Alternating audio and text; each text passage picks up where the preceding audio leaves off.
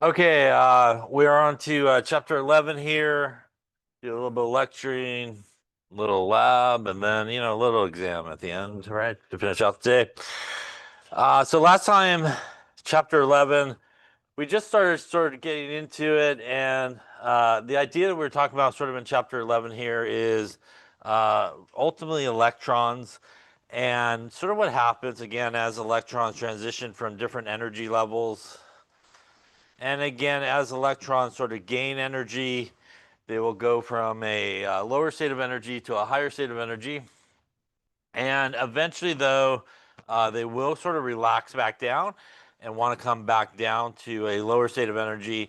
The result of that is that energy has to be given off, for example, by the atom when it does so, and it gives it off in the form of a photon of light, which has a specific sort of wavelength associated with it. And we then started talking about waves a little bit, which is sort of how energy is sort of transmitted through space. And a couple ideas of waves that we talked about is wavelength, which is between two sort of peaks or troughs there on a wave. And wavelength is abbreviated with the lambda symbol. And we also have frequency, which is abbreviated with the nu symbol there. And that is typically how much times a wave passes a point in a particular second. The units typically of frequency are reciprocal seconds, are a hertz, and it is a one-to-one relationship between those units, sort of a hertz and a reciprocal second. Also here, wavelength are typically in meters is usually the units, but also centimeters and nanometers are common units, especially nanometers are very common units of wavelength.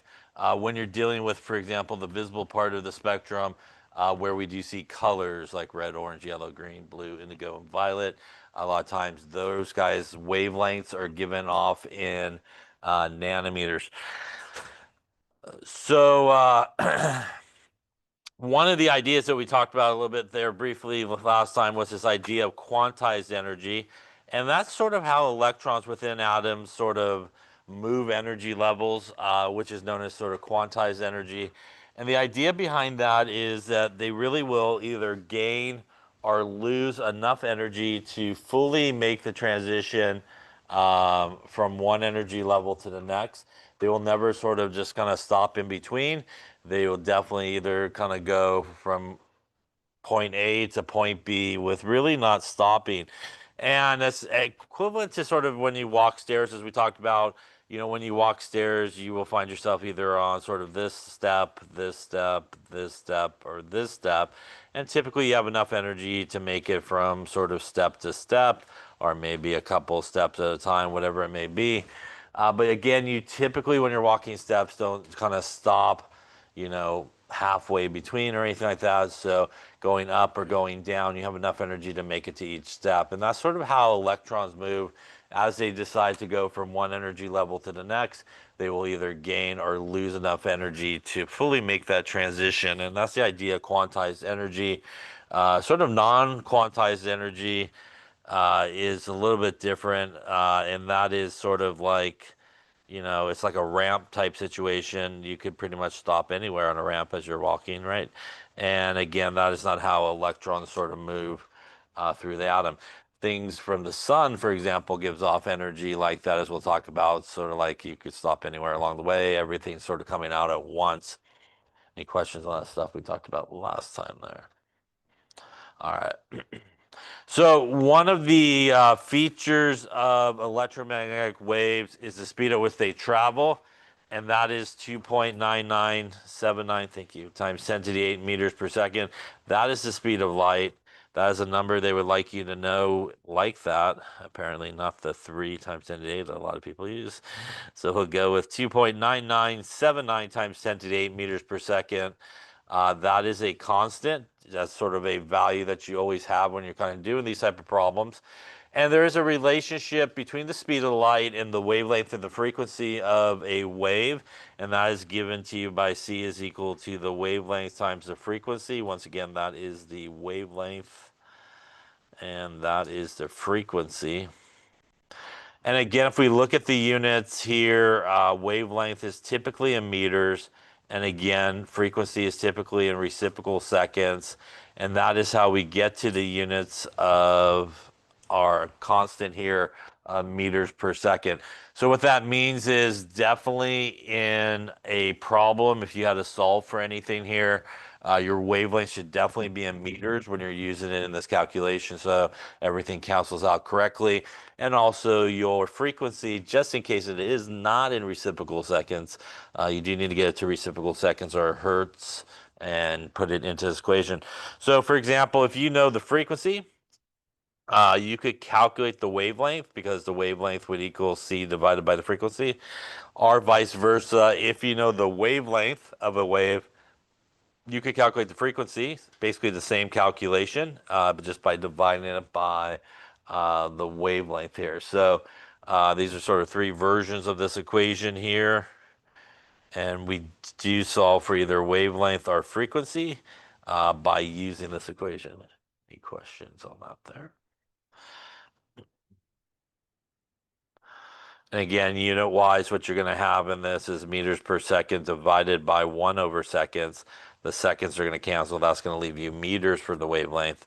And then units on this side, meters per second on top, and meters on the bottom. Those meters will cancel, leave you 1 over seconds, which is, again, the units for frequency. So, again, you just want to watch the units and make sure everything cancels out correctly. So why don't you try one here? What is the frequency for a wave with a wavelength of 4.68 times 10 to the minus 7 meters? Okay, let's take a look at this. We got our calculation here. C is equal to the wavelength times the frequency. Again, in this case, we were given the wavelength, which is 4.68 times 10 to the minus 7 meters. And our speed of light is a constant 2.9979 times 10 to the 8 meters per second. So we got that one. We got that one. Frequency is equal to c times the wavelength. And we're going to go with 2.9979 times 10 to the 8 meters per second divided by 4.68 times 10 to the minus 7 meters. Again, we're already in meters here, so that's good. So those are going to cancel. And that would get you here 6.41 times 10 to the 14. That is going to be reciprocal seconds, which could leave us 1 over seconds. Or if you want, you could write it like that in terms of the units here. Any questions on that there? Okay. Remember, you definitely want to make sure you're using your exponent button when you punch this into your calculator. All right, let's take a look at another one here, maybe. I want to try this one. What is the wavelength in nanometers for a wave that has a frequency of 5.6 times 10 to the 14 hertz? Remember, nano is 10 to the minus 9. Yeah. And 1 hertz. We are given the frequency, which is 5.6 times 10 to the 14 hertz. It is a 1-to-1 relationship between that and a reciprocal second, so that is the same as reciprocal seconds here, or seconds to the minus 1, whichever way you want to write it. We again always have our speed of light, 2.9979 times 10 to the 8 meters per second. So again, looking at our formula here, we got C, we got frequency. So we're just going to divide that to the other side. And that will give us the wavelength equal to C divided by the frequency. And that will give us 3 times, not 3, I'm sorry, I'm used to using the other number. Hang on, let me use the right number here for this place. All right, we won't use the rounded number here. We will use that number, 2.9979 times 10 to the 8 meters per second, divided by our frequency, 5.6 times 10 to the 14 reciprocal seconds. Once again, here our seconds are going to cancel, going to leave us meters in this case, and we will be at 2.9979 to the 8 divided by 5.6 to the 14. And that's going to give us a lot of zeros. 5.35 times 10 to the minus 7 meters, I believe, if I counted right. 1, 2, 3, 6, 7. But we do want nanometers, so remember that that would mean that in 1 nanometer, there are 10 to the minus 9 meters, or 1 times 10 to the minus 9 meters. So we'll go 5.35 times 10 to the minus 7 meters. Use that as a conversion factor. 10 to the minus 9 meters is 1 nanometer. Meters will cancel. So we're going to divide it basically by 1 times 10 to the minus 9. Going to get us 535 nanometers in this case. Any questions on that calculation there? So again, the key when you're using that formula there, C is equal to the wavelength times frequency. You just got to watch mainly for the wavelength in most cases, just to make sure, again, it is in meters. And again, very commonly, nanometers is sometimes used for colors, that use the wavelengths of colors. Any questions on any of those conversions there? All right.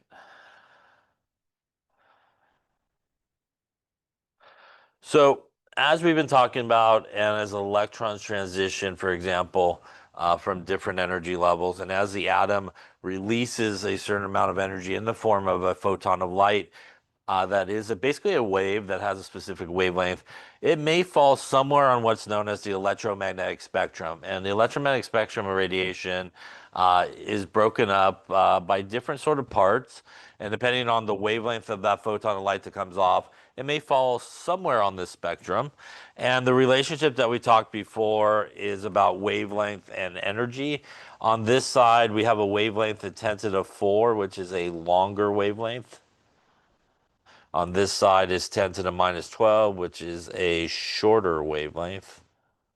And the relationship that we talked about was, again, that on longer wavelength, you typically have a lower frequency and a lower energy.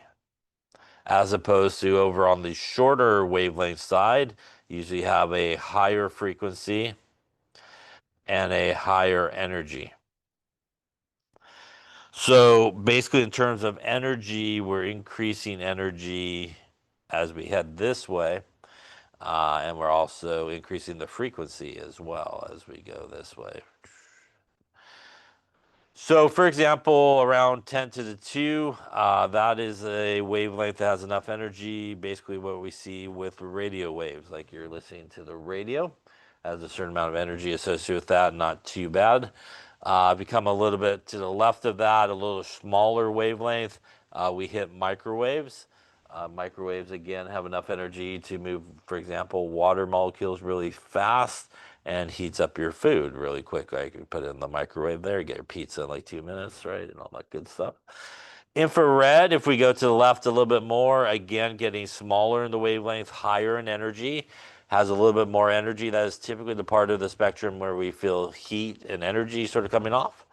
Then to the left there, again, smaller wavelengths, a little bit more energy. It's the visible part of the spectrum. And in the visible part of the spectrum, that is the part of the spectrum where we do see colors. That's our Roy G. Biv, right? Red, orange, yellow, green, blue, indigo, violet type of thing. And even colors, as we talked about last time, have a difference in energy. Red over here has a longer wavelength, so it's actually lower in energy than over here where I scribbled over there where violet is, which has a shorter wavelength and a higher energy. So in terms of colors in the visible part of the spectrum, energy is also increasing as we go this way. And again, typically speaking, if the energy coming off of an atom and the wave that's coming off has a wavelength that falls in the visible part of the spectrum, again, that is where we would see colors, kind of like the fireworks type of thing, where you see that. These are also typically, I would say, probably the guys that are given in nanometers the most. So usually those are guys that are sort of given in nanometers, the visible part of the spectrum. To the left of the visible part of the spectrum, again, a little shorter in energy, Probably a different color would be good there. We'll go with the one we've been using. Is ultraviolet, so a little higher in energy, a little shorter in wavelength. That is why, for example, we put sunblock on when we go outside, right, to block some of the UV rays so we do not get too burnt or anything like that. Going to the left, a little shorter wavelength, higher in energy, we have X-rays. That is why they typically will put a lead vest on you when they give you an X-ray, right? And then they walk out the room so they're not getting exposed to all that radiation. And all the way here to the left, shorter wavelength, radioactive, pretty much ray. Pretty much pure energy is gamma rays. It's radioactive, sort of, not really a particle, but a ray. It's pure energy, basically, in that sense. So this is the electromagnetic spectrum. You do need to know it. You don't need to know it in terms of exactly where everybody breaks off in terms of wavelength or anything like that. But you do need to be able to put things in order, for example, from like highest energy to lowest, longer wavelength to shorter wavelength, higher frequency to lower frequency. And that also includes the colors, be able to put those guys kind of in order based on those sort of characteristics as well. Any questions on that there? All right, so let's talk a little bit about what's happening with atoms. And as we talked about previously, atoms and molecules can, again, emit or basically absorb energy in only these discrete amounts, which, again, is a quantum of energy. And we can actually calculate the energy associated with a photon that's being given off by the atom through this equation here. That is E is equal to H times the frequency. H is Planck's constant, and it's this guy right here. So that is Planck's constant. It is 6.63 times 10 to the minus 34 joules times seconds. And those are 2 units, joules times seconds there. This is our frequency, just like we saw in the previous sort of formula, and that is, again, reciprocal seconds are hertz. And if you basically multiply those together, the seconds will cancel out. So if we just kind of look at the units here, we have joules times seconds times reciprocal seconds. So the seconds will cancel, and you will end up with units of joules when you use this formula here, which is a very common unit of energy. Now, if you take the formula that we saw earlier, C is equal to the wavelength times the frequency, and you solve for frequency and divide that to the other side, you will get C over the wavelength equals the frequency. So you can use this formula that we just saw there the way it is if you have the frequency, and you can calculate the energy associated with it. But because the frequency here equals this, you could actually substitute that in, and you could have hc over the wavelength. And you could also figure out the energy if you know the wavelength. So this allows you, if you know either one of those things, the frequency or the wavelength, to figure out the energy associated with it. These two top guys are constants. That's Planck's constant and the speed of light that we used in the previous formula as well. So that gives you a little bit of variety in terms of how you might want to sort of tackle the calculation. Again, if you know the wavelength, you could still get to the energy. If you know the frequency, you could also get to the energy by using either version of that sort of equation. Any questions on that there? And again, unit-wise, this will still come out to joules. If you kind of use the second version of it, you have joules times seconds times the speed of light, which is meters per second, divided by the wavelength, which still needs to be in meters, so everything cancels out. Meters will cancel, seconds will cancel, and once again, you'll be left with joules as well if you kind of do it with the wavelength. But again, important, the wavelength does need to be in meters. So pretty much, if you're going to put the wavelength into some type of formula, usually it needs to be in meters for it to properly cancel out. So why don't we try one here? What is the energy in joules associated with a wave that has a wavelength of 465?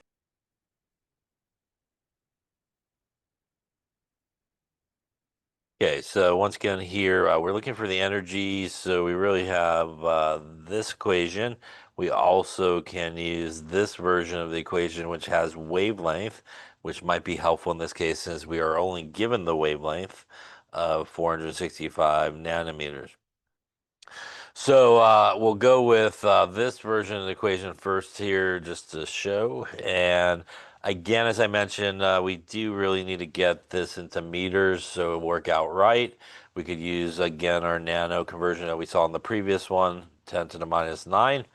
And that would mean in a 1 nanometer, there is 10 to the minus 9 meters. So we'll do 465 times 10 to the minus 9. That's going to give us basically 4.65 times 10 to the minus 7 meters.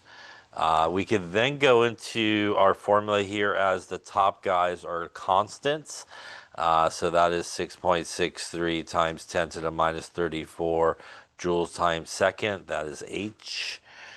Again, our speed of light, 2.9979 times 10 to the 8 meters per second. That is C. And we're going to divide it by our wavelength there that I just wrote over, 4.65 times 10 to the minus 7 meters. Again, unit-wise, the seconds will cancel, the meters will cancel. That is going to leave us joules as our final unit there.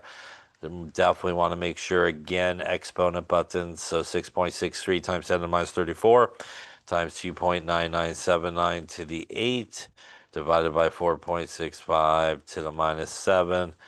That's going to get us 4.27 times 10 to the minus 19 joules as our energy. First off, any questions on that calculation? Now, you do have an alternative sort of pathway if maybe, you couldn't remember this relationship here. And that is you could have took the wavelength and that first formula we used, the C is equal to the wavelength times the frequency, and just solve for the frequency, which again would be C divided by the wavelength. So if we did that way, 2.9979 times 10 to the 8 meters per second divided by our wavelength once again here in meters. The meters will cancel. That would get us 2.9979 to the 8 divided by 4.65 to the minus 7. Going to get us a frequency of 6.45 times 10 to the 14 reciprocal seconds. Now that I have that, I could actually just use this version of the equation there. And again, that is a constant, the H, times my frequency I just calculated there, 6.45 times 10 to the 14. Try to squeeze it in there, reciprocal seconds there. And at that point, it should get you pretty much the same answer as we got above. So you do have a couple different ways, that you can actually get after these type of guys there. Any questions on either of those ways? One is no good, better than the other. It's just your preference as to which way you want to do it. Okay.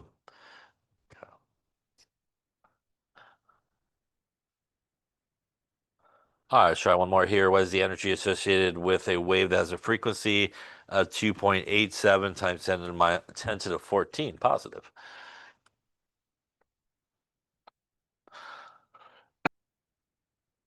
Okay, so on this one, we are given the frequency straight up here, 2.87 times 10 to the 14 reciprocal seconds.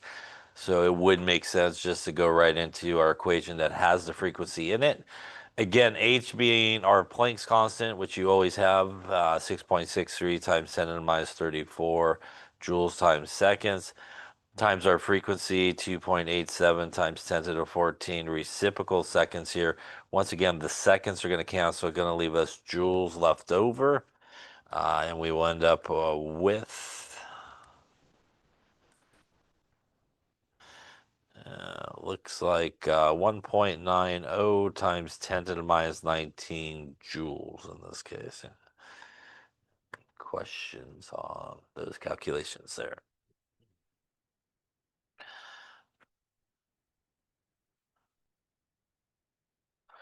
Okay, so again, this is relating to basically in the context of this chapter for us, the atom as it again releases energy or maybe even absorbs energy as electrons are sort of transitioning. You can obviously figure out the wavelengths associated with it if you know the frequency, and also the energy associated with it.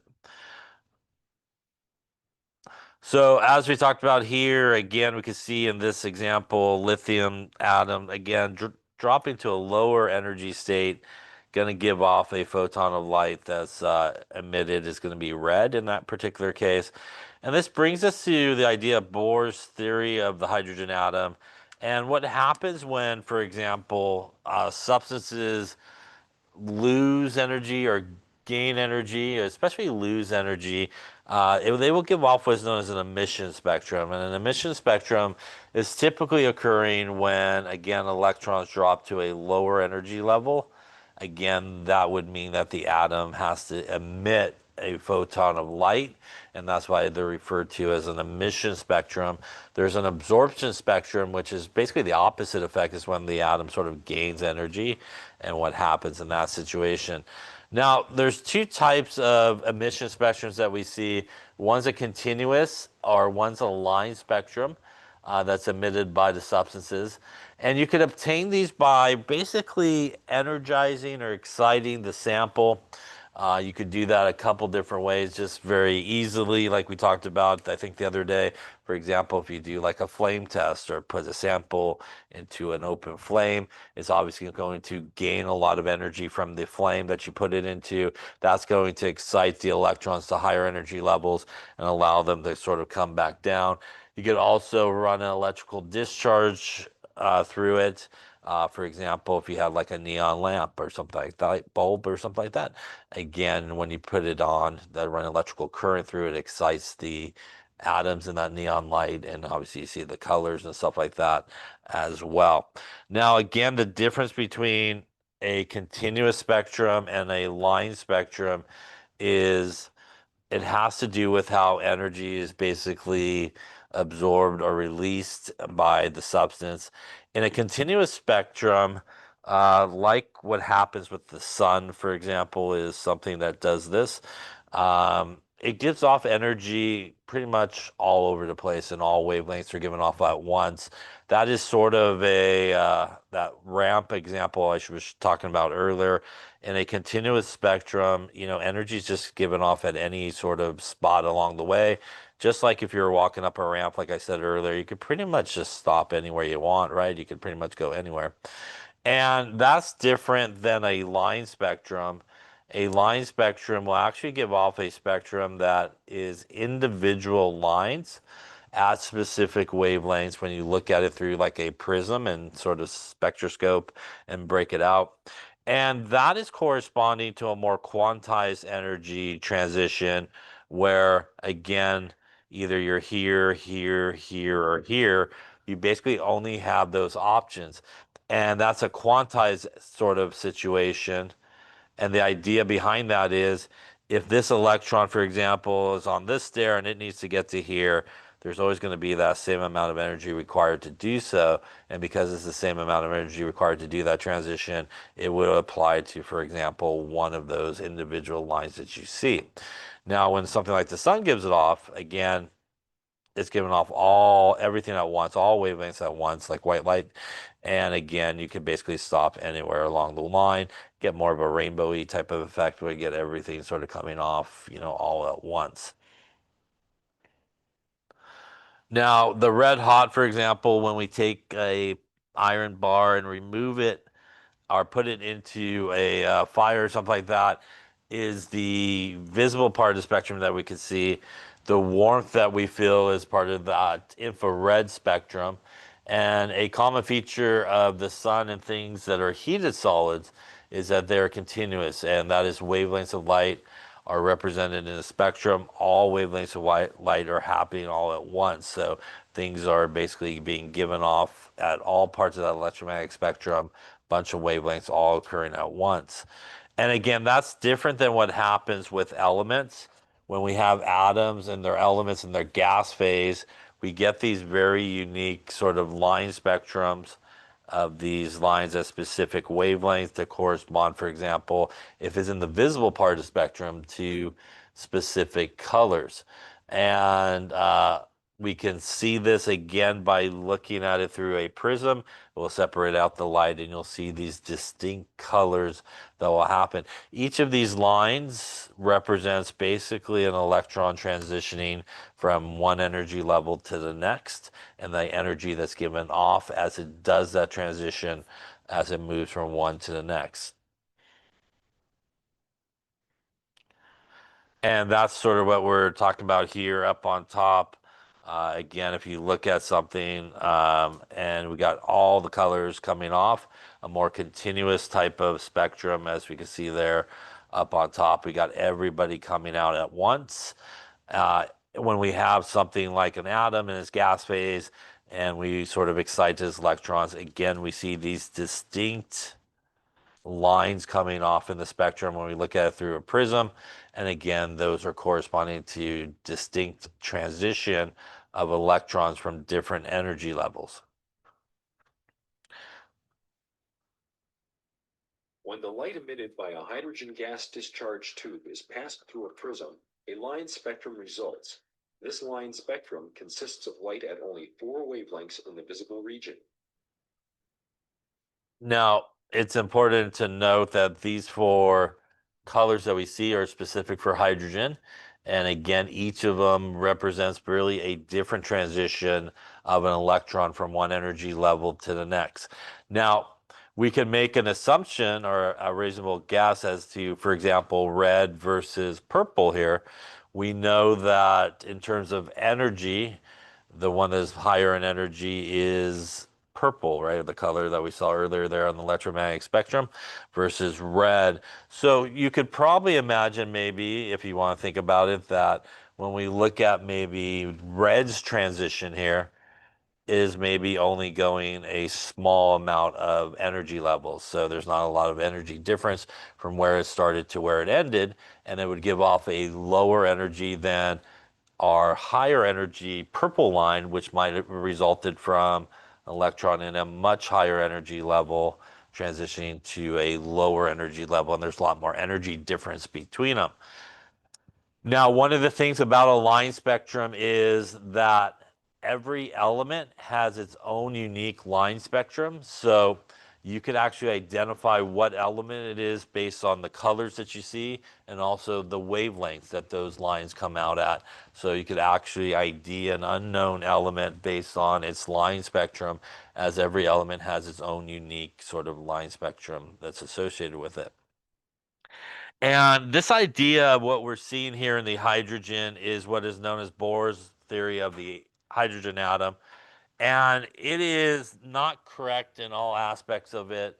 And what happens, though, is as you kind of move away from hydrogen, when you have more than one electron involved, it doesn't really hold up, but it does very nicely sort of explain what's going on in hydrogen. And Bohr's model is sort of the planetary model, this idea of you have the nucleus with your protons, right?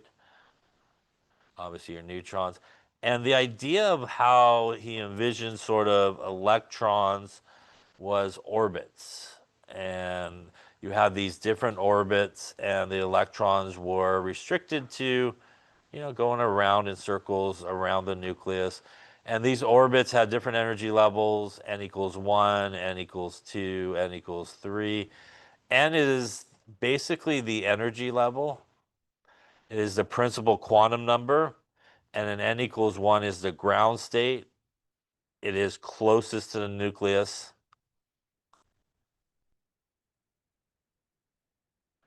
And it's the lowest in energy. So in sort of Bohr's model, we had these electrons that were kind of restricted to these different orbits, orbiting around in pretty circles. And what we're seeing when we look at that line, for example, is an electron maybe at this energy level dropping down to a lower or energy level orbit and giving off that energy. So as we'll talk about later on in this chapter is it doesn't really hold up because electrons really don't move that way. They'll move in pretty little circles around the nucleus that you can just kind of hold your finger there and wait for it to come back around the turn, and you'll eventually come in contact with it. They actually move pretty randomly, as we'll talk about a little bit here in this chapter. But this was the idea what we're seeing in the hydrogen atom. Each of those lines that we saw in that previous picture was a result of an electron transitioning from a lower energy level to a higher energy level, and again giving off that energy in the form of a photon of light. Any questions on that there? I think we're going to lay it up there.